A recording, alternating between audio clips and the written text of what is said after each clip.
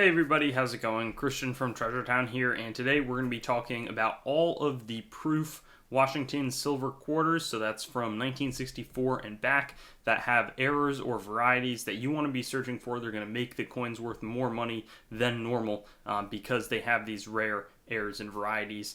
And so it's the complete list. I've got a presentation, it's clear photos, an explanation, and then values underneath. So looking forward to giving you the full perspective so you know just what to look for.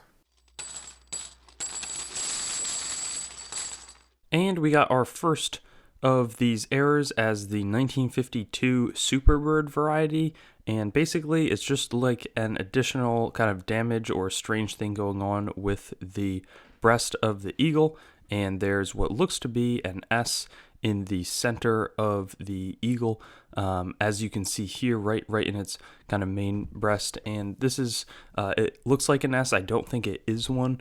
It wouldn't have been minted at the S San Francisco mint where they would affix an S to the coins, and it's worth between $125 and $200 in lower proof grades like proof 65 to proof 67. The sales history was kind of all over the place, so that's why I don't have more concrete values. But there's also an error where it's the Superbird variety, but the tail feathers are later re-engraved, and on the left that's what the normal ones look like, but then there's the sharpening of the tail feathers in the it's a little bit different from the normal spread that we see with traditional tail feathers, and this will also again have that S Superbird looking part to the die. And this one, proof 65, is $150, proof 67 is $500, and they won't be without the S, just as a kind of confirmer. 1953, there's a double die obverse, and this is going to be found in the bottom of the In God We Trust lettering. You can also see a little bit with some notching in the top of the 1, but it's best seen, in the bottom. You can see the split serif there in the N, in the T, in the R, and kind of all throughout that lettering. Proof 65 is $100, proof 67 is $150, and I normally don't do this, but I did look at the Deep Cameo, and proof 68 Deep Cameo sold for like $3,500, so that's just an idea of how these values can get way out of hand as we get into much better grades, especially when there's still an error. There's also a last re-engraved tail feathers here. Both of these are the error, but you can see generally there's extra re-engraving where it looks like there's 2 layers of feathers along the bottom. And then there's also obviously the very strong raised re-engraved tail feathers kind of all throughout that base, and $150 for proof 65 and $600 for proof 67. So there's a little bit more upside on this one.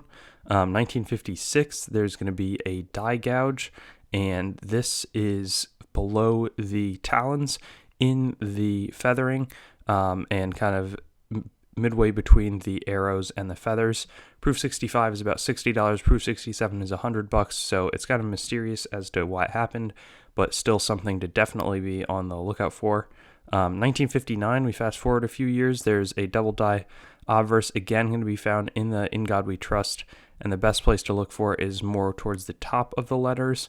So you could see some spread up there in the top of the T, top of the G-O-D, and all through the coin basically. Proof 65 is $30, and proof 67 is $80.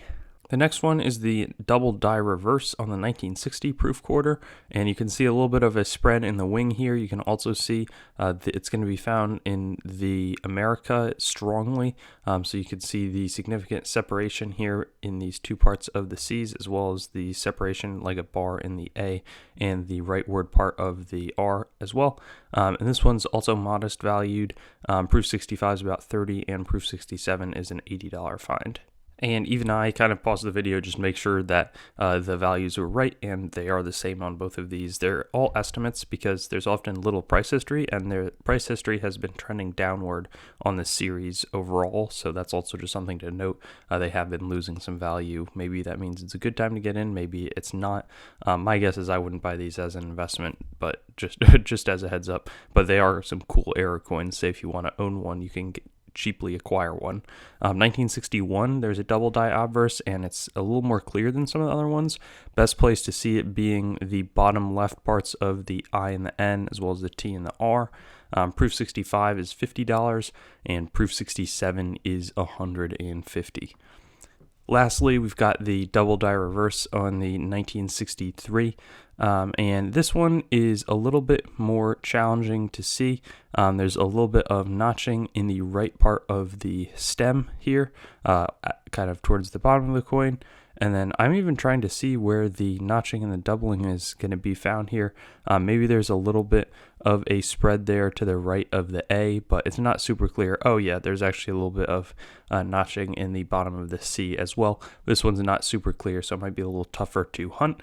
$60 in proof 65 and $100 in proof 67, and that's going to bring us to the end of this presentation. So best of luck finding one of them. There's not a ton out there, but it's still good to know what to be looking for. Thanks for watching the video. I'd encourage you to like, comment, and subscribe for more content, and get in touch with me on my website, treasuretownYT.com, Facebook, Treasuretown, Instagram, @TreasuretownYT, or Twitter, @Treasuretown_YT, and I'll look forward to seeing you on some of my future vids.